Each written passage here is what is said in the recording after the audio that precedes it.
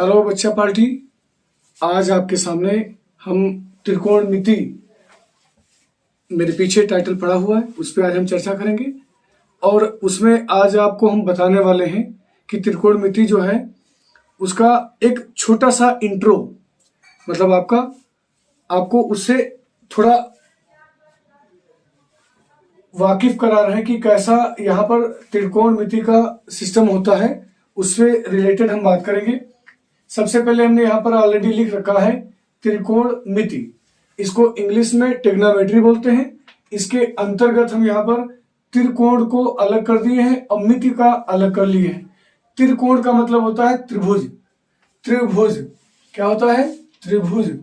ये होते हैं त्रिभुज, तीन भुजा है जिसमें एक ये भुजा, दूसरी ए भुजा और तीसरी ए भुजा, इसको बोलते हैं त्रिभुज।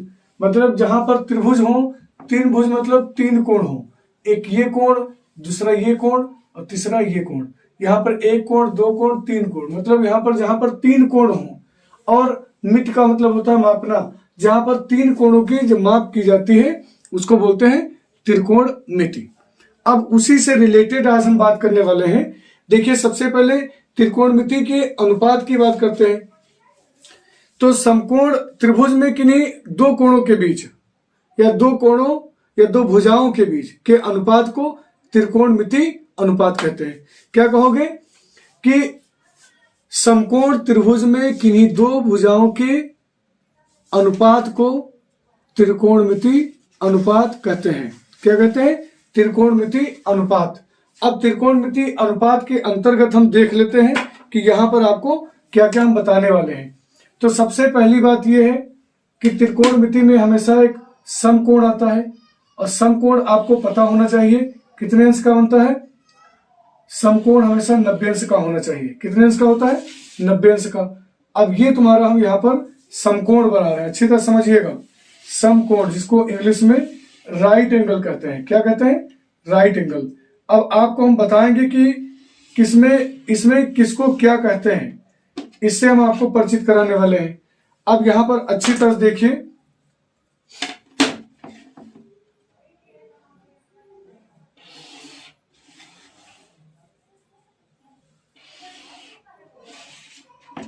ये आपकी जो भुजा हम बनाए हैं, अब अच्छी तरह समझिए। हमने क्या बताया कि त्रिकोणमिति की खास बात होती है कि इसका एक एंगल कितने अंश का होना चाहिए? 90 एंगल का। और 90 एंगल को हमेशा इस तरह निरूपित किया जाता है। ये आपका कितने अंश का है?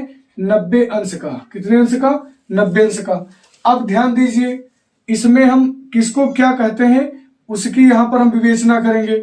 हम यहां पर इसको ए मान लेते हैं, ये बी हो जाता है, यहां पर इसको हम सी लेट कर लेते हैं।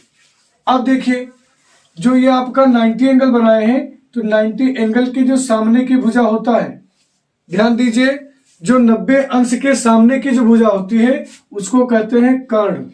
क्या कहते हैं? कर्ण। इंग्लिश में हाइपोटेनस बोलते हैं।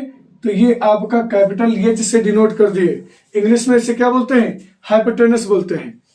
नेक्स्ट आपका यहां पर हम न्यून कोण बना लेते हैं थीटा। हमेशा ध्यान रखिएगा, न्यून कोण थीटा। अब जो थीटा के सामने की भुजा होती है उसको बोलते हैं लंब। क्या बोलते हैं? लंब बोलते हैं। ये हो गया आपका लंब। इसके बाद हमेशा ध्यान रखिएगा कि जहां से आपका 90 एंगल स्टार्ट होता है, उस जो भुजा को क्या बोला जाता है? आधार, जिसको बेस बोलते हैं इंग्लिश में। हिंदी में क्या कहते हैं? आधार। इसीलिए इसको हम यहां से बी से निरूपित कर लेते हैं। और ये लंब है, इसको परपेंडिकुलर इंग्लिश में बोलते हैं, इसीलिए इसको हम पी से डिनोट कर दिए हैं। अब यहां पर हम दोनों साइड में बताएंगे, मतलब इधर इंग्लिश मीडियम वाले बच्चों के लिए, इंग्लिश मीडियम के बच्चों के लिए, इधर हिंदी मीडियम के बच्चों के लिए, हिंदी मीडियम के बच्चों के लिए। अब यहां पर देखते हैं, हम सबसे पहले बात करेंगे, आपको इधर बता रहे हैं, आप पढ़ेंगे लाल बटे कक्का। लाल बटे कक्का मतलब लाल बटे कक्का। अब इनको हम तीन भागों में डिवाइड कर रहे हैं, ध्यान दीजिएगा। लाल बटे कक्का। इसी तरह इधर हम जब बात करेंगे तो यहां पर आपका हिंदुस्तान, पहले बात करेंगे पाकिस्तान, भूखा प्यासा, हिंदुस्तान हरा भरा। अब यहां पर आपका इसको भी हम 3 भागों में कन्वर्ट कर लेते हैं। इसको हम 3 भागों में क्या कर लेते हैं, कन्वर्ट कर लेते हैं। सबसे पहले हम बात करेंगे यहां पर, सबसे पहले हम बात करेंगे साइन थीटा की। क्या बात करेंगे, साइन थीटा, क्योंकि यहां पर हम कोण क्या बना रखे हैं, साइन थीटा। एक चीज आपको फिर ध्यान रखनी है, फिर से आप समझ लें, जो 90 है, 90 एंगल के सामने की जो भुजा होती है उसको कर्ण बोलते हैं और इंग्लिश में हाइपोटेनस बोलते हैं। नेक्स्ट आपका जो यहां पर हम न्यून कोण मान लेते हैं थीटा, तो इस न्यून कोण के सामने की भुजा को हमेशा लंब बोलते हैं, और जो 90 एंगल जिसपे टिका होता है उसको बोलते हैं आधार, और इसको बोलते हैं इंग्लिश में बेस, और लंब को बोलते हैं परपेंडिकुलर। अब हम इंग्लिश और हिंदी मीडियम दोनों बच्चों के लिए यहां पर सौगात दे रहे हैं, तो सौगात स्वीकार करें और यहां पर समझने की पूरी कोशिश करें। यहां पर हमने बताया आपको साइन थीटा बराबर, शुरुआत में आपका क्या है, लंब बटे कर्ण। तो लंब के लिए यहां पर ऊपर से स्टार्टिंग जब करोगे इसकी, तो यहां पर आपका लगेगा साइन थीटा। क्या लगेगा, साइन थीटा। तो साइन थीटा बराबर लंब बटे कर्ण हो जाएगा, लंब बटे कर्ण। इसको हम हिंदी में, एल का मतलब यहां पर लंब, एल का मतलब पहला लेटर इसका लिया गया है तो ध्यान रखिएगा, एल का मतलब लंब और के का मतलब पहला लेटर कर्ण। तो लंब बटे क्या हो गया, कर्ण हो गया। दूसरा इसी तरह हम यहां पर बात करेंगे साइन की, किसकी बात करेंगे, साइन थीटा। अब यहां पर साइन थीटा की बात करेंगे, साइन थीटा, ये सॉरी साइन थीटा हो गया आपका। अब हम बात करेंगे कॉस थीटा की। तो कॉस थीटा बराबर दूसरा वाला है, इसको हम बोलते हैं कॉस थीटा। क्या बोलते हैं, कॉस थीटा। कॉस ए मतलब हो गया यहां पर आधार, और के का मतलब हो गया कर्ण, तो ये हो गया आधार बटे कर्ण, आधार बटे कर्ण। इसको आधार बटे कर्ण कहेंगे। नेक्स्ट आपका tan थीटा की बात की है, तो tan थीटा बराबर क्या हो जाएगा, इसको बोलते हैं tan थीटा। हिंदी में इसको स्पर्शज्या कहते हैं, इसको कोज्या कहते हैं, इसको ज्या कहते हैं। अब इसके बाद यहां पर हमने tan की बात की, तो यहां पर L मतलब लंब और A मतलब हमने क्या बताया था, आधार। तो ये हो गया लंब बटे आधार, लंब बटे आधार। अब इसी तरह आगे हम बात करेंगे जो आपके टॉपिक है उन पर। तो यहां पर देखिए, सबसे पहले हम tan का अपोजिट यहां पर ले लेते हैं, जिसको हम बोलते हैं cot। क्या बोलते हैं, cot थीटा। तो cot थीटा बिल्कुल इसके अपोजिट होता है, cot हमेशा नीचे से स्टार्टिंग होगा, इसको cot बोलेंगे। तो cot में शुरुआत में आधार आएगा और फिर लंब आ जाएगा, मतलब आधार बटे लंब, इसको कहेंगे आधार बटे लंब, आधार बटे लंब। ये हो गया आपका। इसी तरह अब हम cos की बात करेंगे, तो cos का अपोजिट होता है sec, sec थीटा। तो sec थीटा का क्या हो जाएगा, पहले क्या हो जाएगा, sec का हो जाएगा sec थीटा, sec का हो जाएगा पहले कर्ण, और फिर क्या आएगा, आधार कर्ण बटे आधार, इसको क्या कहेंगे, कर्ण, और अपान में क्या हो जाएगा, आधार, कर्ण बटे आधार। नेक्स्ट आपका हमने बताया साइन की बात की, तो साइन के अंतर्गत हो जाता है कॉसेक। क्या आता है, कॉसेक थीटा।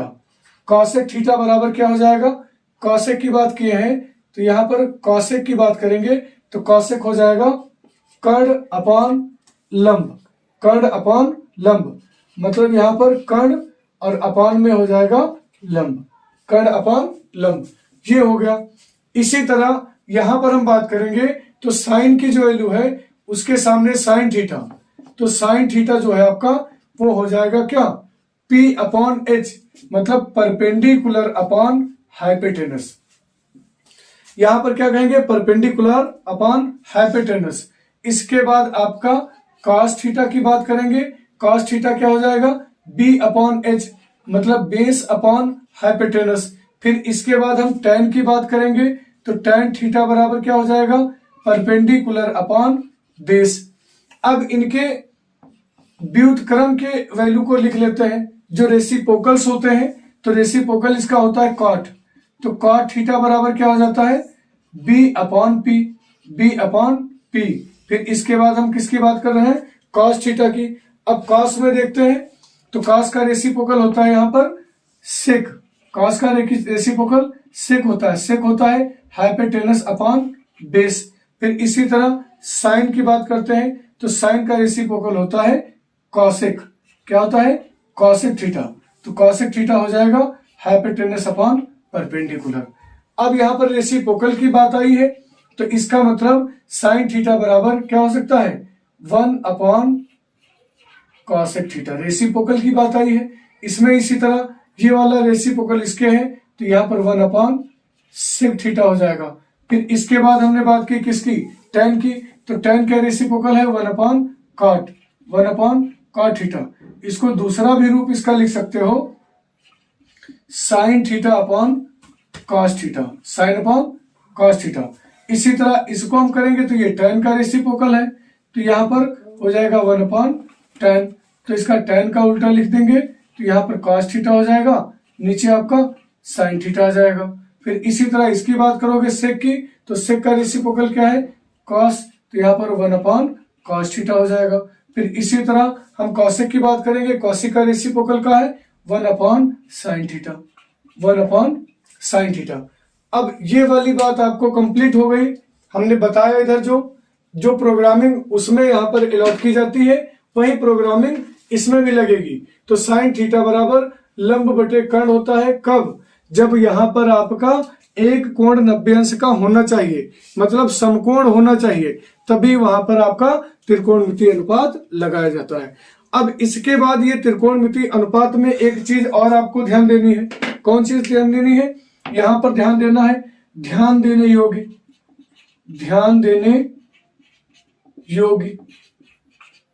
सबसे पहले आप इस तरह साइन थीटा को आप कभी नहीं लिख सकते हो, क्या, साइन थीटा को कभी आप नहीं लिख सकते हो साइन और गुणे का निशान लगा के थीटा, साइन गुणे का निशान लगा के थीटा। इसी तरह आपका कॉस भी कभी नहीं लिखा जा सकता है, कॉस थीटा को आप नहीं लिख सकते हो, क्या, कॉस थीटा को आप नहीं लिख सकते हो कॉस गुणे थीटा। मतलब इसी तरह जितनी आपकी आइडेंटिटीज होती हैं उनको इस तरह आप नहीं लिख सकते हो। मतलब ये रूप आपका हो सकता है पर ये रूप नहीं होगा। अब ध्यान दीजिए, एक चीज और आपको बतानी है। इसी तरह ये ध्यान देने योग्य सारी बातें हैं, इनको बहुत अच्छी तरह से समझने की कोशिश करिए।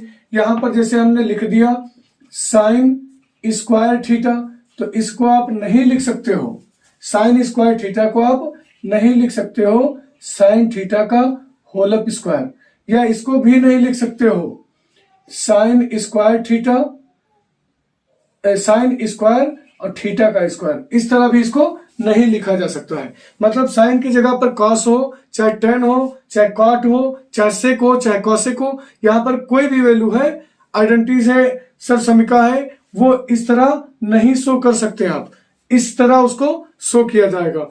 नेक्स्ट आपका यहाँ पर ये आपको ध्यान देना है, आपको क्या ध्यान देना है, एक और यहाँ पर बात हम आपसे बढ़िया बढ़िया बात कर रहे हैं, उसको समझने की कोशिश करिए, यहाँ पर समझने की पूरी कोशिश करिए कि यहाँ पर यदि आपका लिखा है, या यहाँ पर हम दिखा रहे हैं, यदि साइन थीटा आपका दिया गया है बराबर 1 अपॉन कॉसेक थीटा, क्या लिखा है, साइन थीटा बराबर आपको हमने बताया साइन थीटा बराबर क्या होता है 1 अपॉन कॉसेक थीटा।